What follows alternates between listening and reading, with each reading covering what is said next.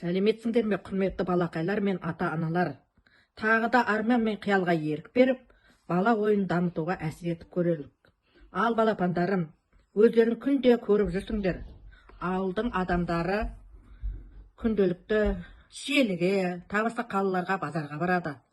Олар не алуы мүмкін деп ойлайсыңдар? Өз ойларыңды айтыңдаршы кәні.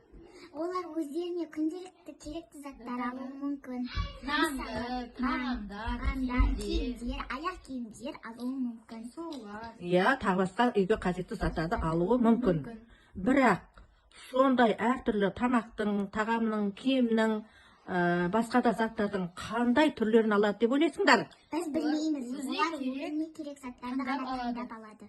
Дұрыс, өте дұрыс айтасыңдар. Әркімнің өзі қалағанын не алады? Алады. Егерде осының барлығын жаңағы базарды өмір деп алсақ, адамдардың нан, тамақ, киім, тағысы ортақ заттары алуы, бұл адамдардың ортақ мүдделері, мақсаттары сияқты. Ал жазға сендердің нан, тамақ, тағысқа киім түрлерінің қандай түрлерін алатын білмейміз, әркім өз таңдайды дедіңдер ғой. Бұл яғни адамдардың таңдауы, ол әркімнің өмір сүру салты, өмір сүру жолы сияқты. Ал базардан басқа не алатын тіпті белгісіз. Бұл өмірдегі әрбір адамның өз құпиясы сияқты.